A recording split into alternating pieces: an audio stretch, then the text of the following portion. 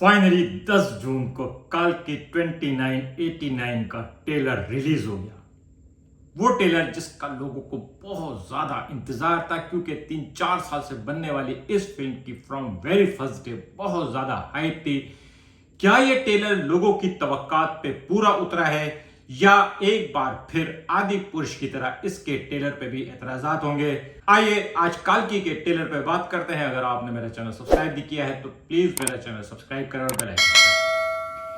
दोस्तों, पहली बात जिसकी वजह से काल्की टॉक ऑफ द टाउन है वो है इसके वीएफएक्स। और नो डाउट मेरी नजर में इसके वीएफएक्स बहुत क्लास के हैं। फर्स्ट थिंग फर्स्ट, इसके वीएफएक्स किसी भी तरीके से हॉलीवुड की मूवीज से हल्के नहीं है। इसके एक एक सीन जो कुछ भी नजर आ रहा है, वीएफएक्स की खूबी क्या होती है कि नकली चीजों को आपको पता है कि ये सब चीजें मसनूई हैं, लेकिन उनको इतनी खूबसूरती से पेश किया जाए कि वो आपको असली लगे। और इसमें सब कुछ असली लग रहा है, रियल लग रहा है। इवन के बुज्जी कार जो है वो जो उड़ रही है और उसके टायर मुड़ रहे हैं वो भी आपको रियल लग रही है। ये इसके वीएफएक्स टीम को कमाल है कि इन्होंने जो वीएफएक्स क्रिएट किया है वो बहुत क्लास का है।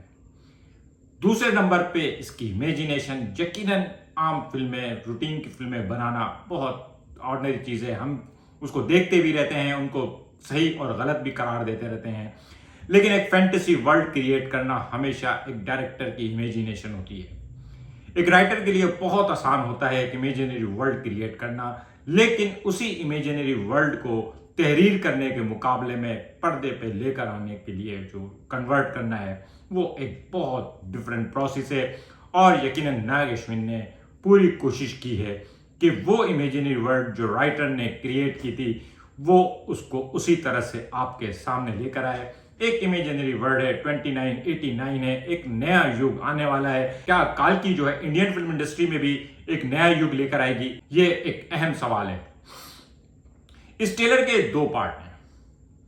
इस ट्रेलर का इनिशियल एक शुरू का हिस्सा चंद सेकंड का जिसमें कोई साउंड नहीं है, उसके बाद फिर काशी का इंट्रोडक्शन, और उसके साथ ही आपको ये बैकग्राउंड दिखाना कि अमिताभ है, दीपिका, जो मेरे ख्याल में इस मूवी का मेन पॉइंट है, क्योंकि सारी लड़ाई दीपिका की वजह से होनी है। अमिताभ जो सेवियर है दीपिका का है।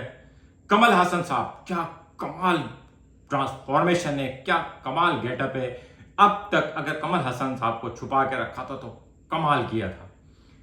कमल हसन साहब इस ट्रेलर के अंदर मैन ऑफ द मैच है, क्योंकि अमिताभ का गेटअप वगैरह हम देख चुके थे, उससे हम वाकिफ थे, लेकिन अमिताभ साहब और कमल हसन, ये दो जाइंट्स की लड़ाई है। इससे पहले ये दोनों जाइंट एक दफा फिल्म गिरफ्तार में टकरा चुके हैं, लेकिन उस वक्त कमल हसन शायद हिंदी सिनेमा में इतना पॉपुलर अदाकार नहीं था जितना अमिताभ बड़ा अदाकार था। लेकिन इस बार शायद अगर अमिताभ इधर नॉर्थ साइड में सीनियर अदाकारों में सबसे बड़ा नाम है, तो साउथ में कमल हासन का नाम भी सबसे बड़ा माना जाता है। और ये दोनों कैरेक्टर बहुत शानदार नजर आ रहे हैं।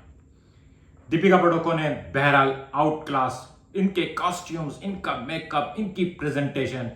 लेकिन दोस्तों, जैसे ही इस ट्रेलर में प्रभास की एंट्री है, एकदम अचानक इस ट्रेलर का कंप्लेक्शन चेंज हो गया है। ऐसा लग रहा है कि दो अलग अलग प्रोड्यूसर, दो अलग अलग डायरेक्टर्स ने मूवी बनाई है।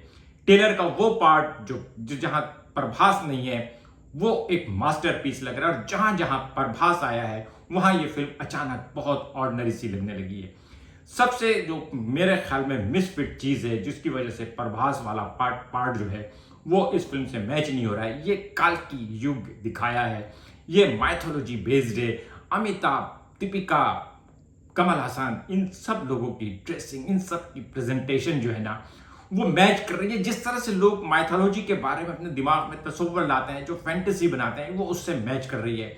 लेकिन प्रभास अचानक जो है ना इसके बीच में आयरन मैन के अंदाज में निकल के सामने आया है।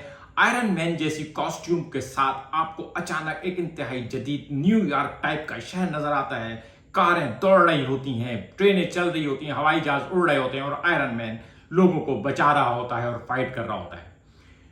प्रभास का कॉस्ट्यूम जो है वो इस फिल्म की प्रेजेंटेशन के लिहाज से मेरे ख्याल में बहुत मिस कैलकुलेशन है। मे बी पॉसिबल फिल्म के अंदर वो चीज़ फिट लगे। ऑब्वियसली बहुत सारी चीज़ें छुपा के रखी होंगी, लेकिन जो मुझे लगा है, मैं प्रभास की बात नहीं कर रहा, प्रभास का अपना जो एक्टिंग की इस स्किल्स की भी बात नहीं कर रहा।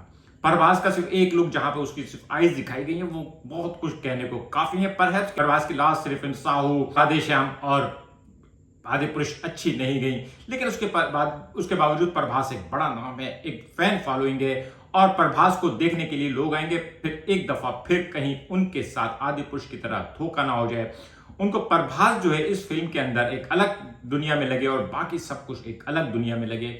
ये मेरे ख्याल में प्रभास की प्रेजेंटेशन और प्रभास के कॉस्ट्यूम में मिसफिट हो गई है। आप मेरी इस बात से इख्तिलाफ कर सकते हैं, हो सकता है कि आपको कहें कि नहीं प्रभास इसमें जबरदस्त लग रहा है, जबरदस्त लग रहा है, लेकिन मैं फिर बात अगेन कह रहा हूं कि प्रभास का जो कॉस्ट्यूम है वो मिसफिट लग रहा है।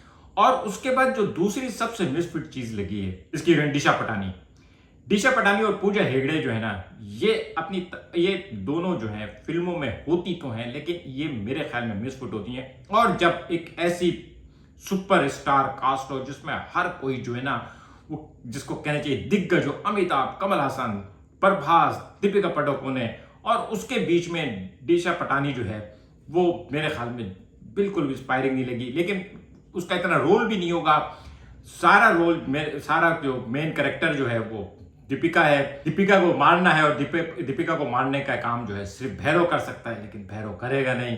और दीपिका को बचाने के लिए अमिताभ मौजूद है, जो इसको सिर्फ एक लाइफ बचानी है, और वो एक लाइफ फिर बाकी तमाम लाइफ को बचाएगी। ये इसकी थीम लाइन है। काल्की का ट्रेलर फिर अगेन एक नया लेवल है। बाहुबली ने जो पार सेट किया था, ये उससे कहीं ज्यादा अबव है। ये सालार ने जो दुनिया बनाई थी, ये उससे ज्यादा अच्छी और शानदार है।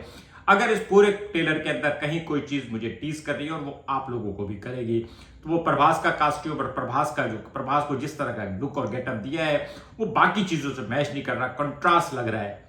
अब ये कंट्रास्ट जो है, ये फिल्म में लोगों को खूबसूरत करता है, या इस फिल्म को लोग रिजेक्ट करते हैं, क्योंकि ये इस तरह की फिल्म है कि इस फिल्म के सुपरहिट होने और इस फिल्म के फ्लॉप होने के चांसेस बिल्कुल इक्वल हैं। ये वो श्योर शॉट फिल्में नहीं है जो इंडिया में जो है ना मास को अट्रैक्ट करेंगी। ये जानवर और एनिमल नहीं है।